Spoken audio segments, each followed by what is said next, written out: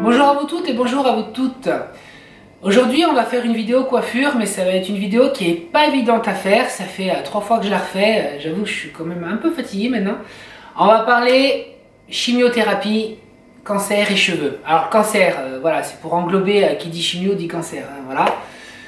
Et je vais vous expliquer ce qu'il faut faire avant, pendant et après. Voilà, mais c'est une vidéo qui est pas évidente, je sais pas comment la construire, c'est comme d'hab, ça va être peut-être le why. Hein. Demain, malheureusement, oui, parce que malheureusement, on n'a pas envie d'être malade, demain vous allez aller chez un médecin et puis ils vont vous dire, bah voilà madame ou monsieur, vous avez un cancer. Je vais cibler les femmes parce que on va parler cheveux. Les cheveux pour une femme c'est une parure, c'est quelque chose qui peut être magnifique, même si c'est un cheveu court, ça peut être, voilà, les cheveux c'est important. On va vous dire, eh ben, vous avez un cancer, donc bon. Déjà, il faut avaler la situation, hein, ça, ce qui ne doit pas être évident. C'est ça qui est dur dans cette vidéo à faire, c'est que moi, je ne suis pas concernée encore. J'espère ne l'être jamais concernée par le cancer. Malheureusement, ben, on ne sait pas ce que demain nous réserve, donc voilà. Donc, c'est facile peut-être de trouver les mots, mais pour celles qui vont m'écouter, qui ont cette maladie-là, elles vont peut-être se dire, oui, bah, c'est facile à dire de faire ça, mais bon, quand tu as la maladie, c'est autre chose. Oui, mais bon, je trouve que c'est important de savoir 2-3 trucs quand même. Alors voilà, demain on va vous dire, bon bah madame, vous avez un cancer. Donc avalez la pilule, voilà, digérez le truc, il faut accepter. L'opération arrive.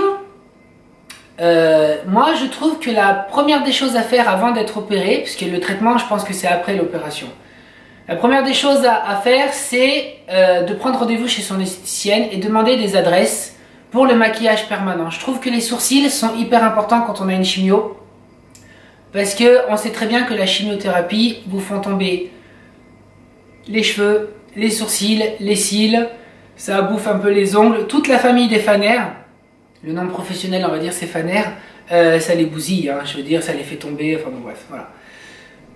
Et je trouve que le sourcil, c'est important. Une ligne de sourcil faite, et ben tout de suite je pense que ça fait un bon moral, voilà.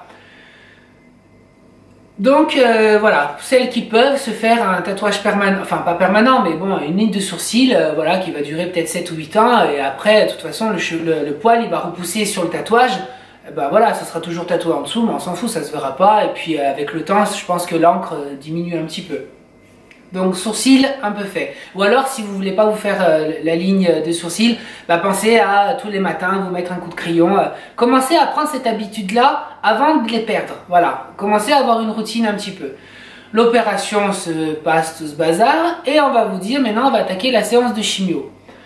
Alors moi je pense qu'il faut faire déjà avant de commencer la chimio, il faut avoir la perruque. Il existe 4 catégories de perruques. Il y a la perruque cheveux artificiels, qui ne coûte pas très cher, mais personnellement je trouve que ça se voit. Voilà, moi qui ai quand même un œil professionnel, alors moi je parle de moi, hein. Quand je prends le métro, quand je prends le bus, je peux vous dire tout de suite si c'est artificiel, ou enfin si c'est synthétique ou naturel, voilà.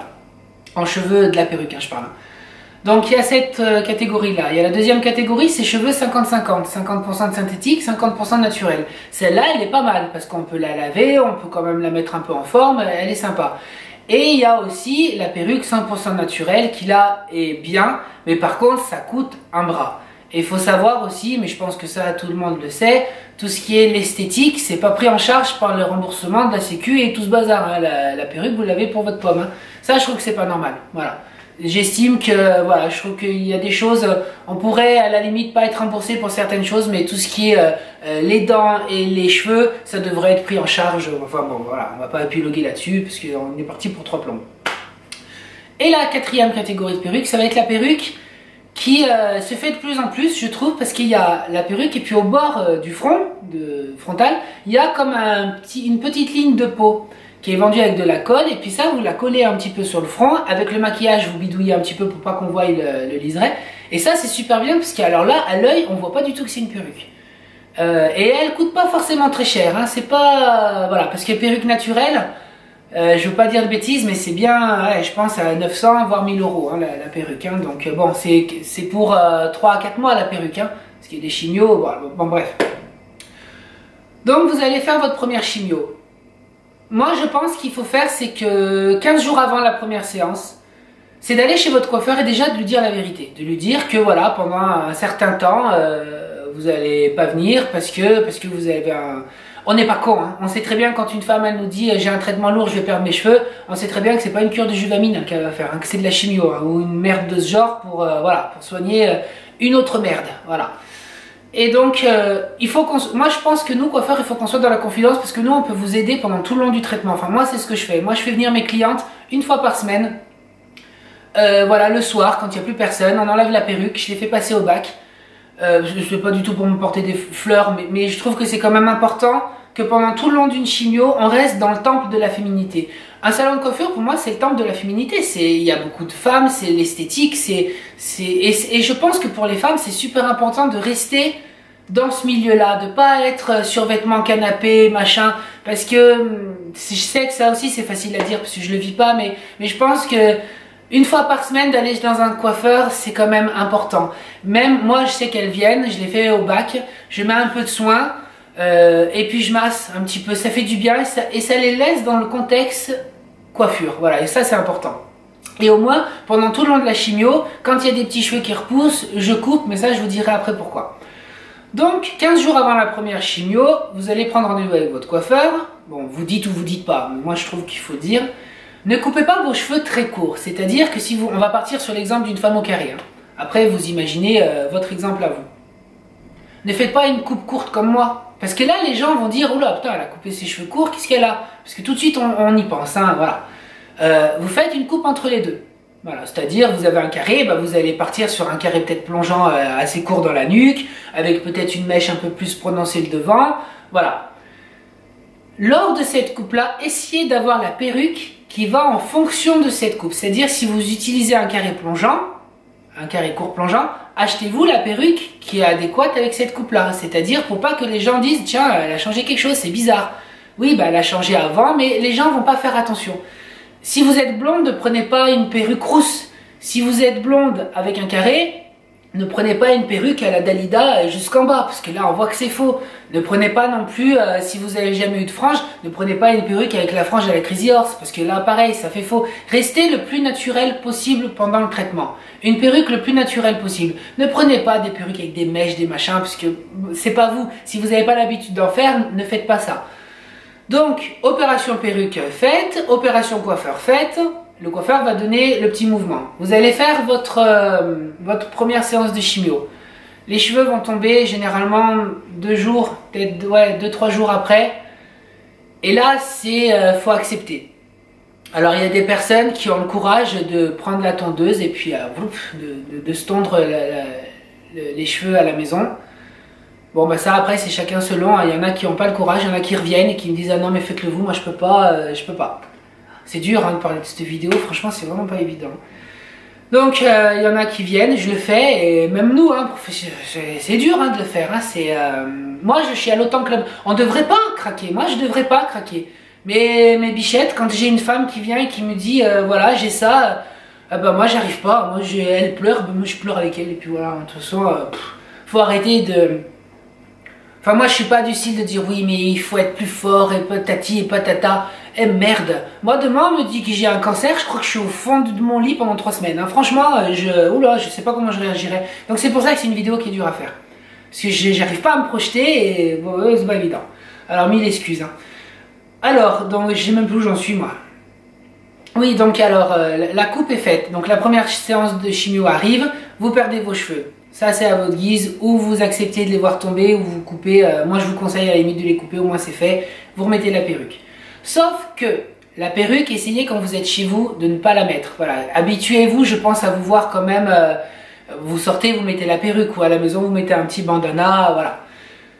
La 3e semaine, parce que la chimio, c'est une fois, il y a une injection, et puis je pense que c'est toutes les 3 semaines. Donc la première semaine, je pense que vous n'êtes pas bien. La 2e semaine, ça va un peu mieux. La 3e semaine, la forme revient. Sauf que vous y repassez après pour 3 semaines encore. Hein.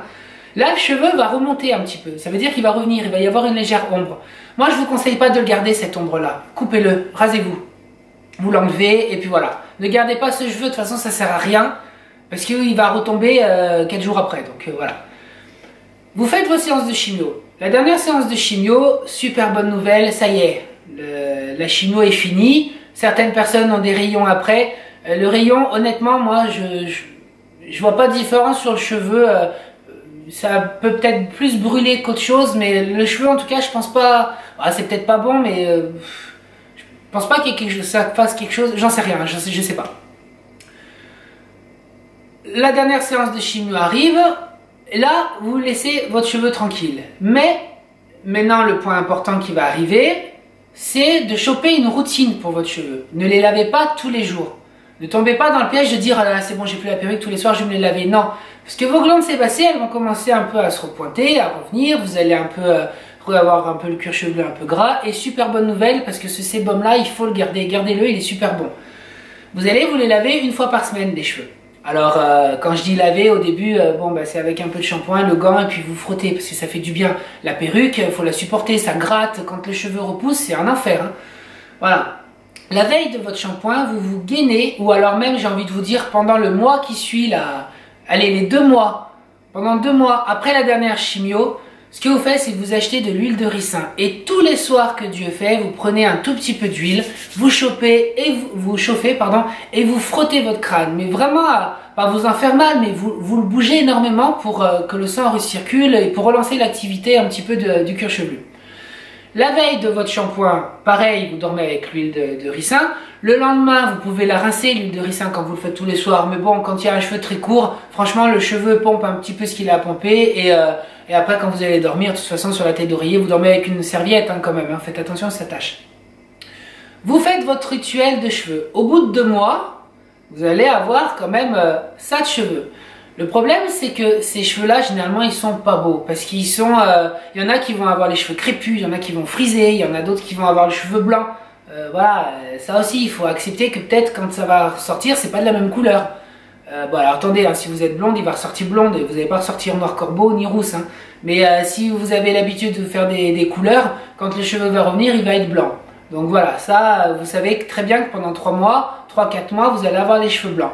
C'est pour ça que quand vous sortez, continuez à porter la perruque. Mais dès que vous êtes chez vous, enlevez la perruque. Ça sert à rien. Voilà. Puis vous êtes contente de voir des cheveux, même s'ils sont blancs, je pense qu'on est content de les voir. Hein. Là, ces cheveux-là, malheureusement, alors, pas de les couper court, mais le coiffeur, il faut les couper. Ne les gardez pas, ça sert à rien. Mais coupez ça, pas grand-chose, mais juste redynamiser un peu la coupe de partout. Voilà. Et tous les 2 mois, vous allez couper votre nuque assez courte. Pourquoi? Parce que il faut laisser le dessus quand même pousser pour qu'on puisse arriver à faire une forme, à faire une géométrie. Voilà. Moi, ce que je conseille à mes clientes quand le cheveu repousse, c'est j'essaye de partir sur un carré très court. C'est-à-dire que la nuque, généralement, je la laisse vraiment courte, mais à la limite rasée. Mais je laisse vraiment pousser le devant, la mèche, pour qu'on puisse quand même en mettre un peu sur le front. Si c'est un cheveu qui est hyper dur à coiffer, hein. Le nouveau cheveu il est galère parce qu'il y a les épis qui se forment, c'est quand vous enlevez la perruque, fou, c'est la feuille de chaillot en dessous, c'est bon voilà. C'est galère pendant bien 2-3 mois, c'est galère quand même. Mais on est tellement content d'avoir des cheveux que voilà, on s'en fout. Ensuite vient la coloration. Alors ça, moi je dis toujours à la cliente, faut bien attendre quand même bien 4-5 mois, hein, je trouve, après la dernière chimio. Voire même, faut poser la question généralement aux chirurgiens, ils le savent, parce que c'est des questions qu'ils entendent tous les jours. Hein. Moi généralement c'est bien 6 mois, hein, 6 mois. Et on fait les premières couleurs, c'est quelque chose de très léger. Mais généralement dans les hôpitaux, nous je vois à Bérard à Lyon, parce que c'est on va dire le temple du cancer, voilà. Il y a des coiffeuses qui sont spécialisées là-dedans et elles vous font des couleurs vraiment très douces, voilà. Que nous, ça, ces couleurs-là, dans les salons, on les a pas. Mais moi, ce que je fais au bout de 6 mois, je fabrique ma propre couleur. C'est-à-dire, je mets 2 doses de shampoing, 1 dose de pigment et 1 dose de soin. C'est vraiment très léger. Mais au moins, le cheveu blanc est un peu patiné et c'est mieux, voilà. Et après, bah voilà, c'est un entretien de coupe à faire pour rattraper le cheveu que vous aviez avant. Mais vraiment, le rituel est super important. Donc, c'est-à-dire, une fois que toute la chimio est finie, huile de ricin. Généralement, les médecins, ils vous donnent des compléments alimentaires hein, pour les vitamines, tout ça. Donc, à la limite, moi, je ne suis pas du style à surcharger la cliente de prenez de la levure de bière, prenez ci, prenez ça. Non, vous écoutez ce que le médecin il vous prescrit après la chimio. Nous, on n'est que coiffeur, on n'est pas tout bib, on n'est ni pharmacien ni rien. Mais après, une fois que le corps a tout éliminé, buvez énormément, mangez beaucoup de fruits, ça de toute façon, vous le savez. C'est voilà, de faire une cure, alors pas forcément levure de bière, mais ou phytophanaire ou forcapil, voilà. Forcapil, non, parce que c'est quand même un peu plus chimique. Phytophaner, c'est des plantes, donc je pense que ça peut pas vous faire de mal. Et voilà, et ça pendant au moins 6 ou 8 mois, vous prenez vos 2 comprimés tous les matins. Et vous allez au coiffeur tous les 2 mois pour repiqueter un petit peu la coupe. Et ça va vous faire du bien déjà de renouer avec le coiffeur, tout ce bazar. Et puis nous, on est super contents de... oui, on est content parce que moi, franchement, quand mes clientes, elles viennent et que on reste après, elles sont clientes chez moi, tout ce bazar. Et quand on en reparle, il y a toujours une émotion parce que j'ai été là pour elles. Et pour moi, il faut voir ce que ça m'apporte en fait. C'est con, mais ça m'apporte un bien-être de le faire. Voilà. Parce que je me dis, si moi je suis à leur place, eh ben, j'aimerais bien à la limite pas qu'on t'entoure trop, parce qu'au bout d'un moment, on veut pas de pitié ni rien, mais je sais pas, un petit geste, ça fait toujours quelque chose. Moi, je trouve que pour une femme, c'est quand même important, mais même pour un mec, hein, d'avoir encore un rapport avec le monde de la beauté, l'esthétique, tout ça, c'est hyper important. Donc, de nous-mêmes, enfin moi, je travaille pour moi, donc je peux le faire. C'est sûr, quand on est chez des patrons, on peut pas proposer ça aux clientes, parce que, voilà, elles viennent une fois par semaine, on va dire entre guillemets, ça sert pas à grand chose, mais pour elles, c'est énorme. Voilà. Pour le patron, il va perdre de l'eau, il va perdre du soin. Il y a des cons, hein. De toute façon, il y a des cons partout. Hein. Comme je dis, hein, si le monde était entouré de cons avec les nez rouges, le monde entier ressemblerait à un champ de coquelicots. Ça, c'était sur une réplique de théâtre, ça m'est toujours resté et c'est vrai. Et voilà, je trouve que c'est hyper important pour elle et c'est important pour nous parce que face à la maladie, on ne sait pas comment on va gérer. Donc ça, c'est vrai que c'est une vidéo qui est pas évidente. Je donne aucun conseil santé pendant la chimio parce que moi je n'y connais rien. On sait très bien que le secret, il n'y a pas de secret, mais c'est d'avoir une alimentation variée. Le problème, c'est que maintenant, là, on est à fond dans le bio parce qu'on nous dit il faut plus manger ci, il faut plus manger ça. Bientôt, on ne sait plus quoi faire. Je pense qu'avant l'alimentation, ce qu'on respire, c'est déjà aussi pas mal. Hein, parce que nous, à Lyon, Faisin, tout ce bazar, là, les cheminées, on ne sait pas qu'est-ce qui sort de là-dedans. Voilà, l'alimentation est importante, mais il y a aussi l'environnement et puis ce putain de stress qui nous bouffe. Hein. Je pense que on en parlait encore ce matin avec ma mère au téléphone. Je disais, mais finalement, moi, toutes mes clientes âgées que j'ai, qui ont une pêche de fou, elles ont toutes le même secret, c'est une philosophie de vie. Toujours demain, c'est mieux qu'aujourd'hui. Aujourd'hui, c'est la merde, demain, ça va être beau. Eh ben, franchement, les gens qui arrivent, c'est super. Moi, j'y arrive pas encore. Hein. Moi, je suis très anxieux, très stressé. Voilà, moi, quand je sais qu'il y a quelque chose à faire, il faut que je le fasse. Voilà. Mais j'essaye d'apprendre à dire, bon, aujourd'hui, c'est aujourd'hui, demain, ça sera mieux. Ou ne pas me projeter, essayer de ne pas stresser. Voilà, essayer, mais c'est pas évident. Alors voilà, ça va être le deal pour 2018, c'est non, pour tout le temps, de ne plus stresser. Je pense que le secret de la santé numéro 1, c'est d'éviter d'être anxieux et finalement de ne pas penser à demain, mais c'est pas évident. Voilà, je ferme la vidéo, j'espère, j'ai été long encore, j'espère que voilà, j'ai même bafouillé, enfin c'est Benoît ça, voilà, c'est comme ça. Je vous dis à toutes et tous une très bonne semaine, à la semaine prochaine pour une autre vidéo coiffure et ça sera une vidéo je pense pour le volume parce que je vois qu'il y a de plus en plus de gens qui me posent des questions sur le volume, donc je vais faire une vidéo sur le volume, comment faire du volume, comment entretenir tout ça et puis voilà. Allez, ciao ciao, bonne semaine, ciao.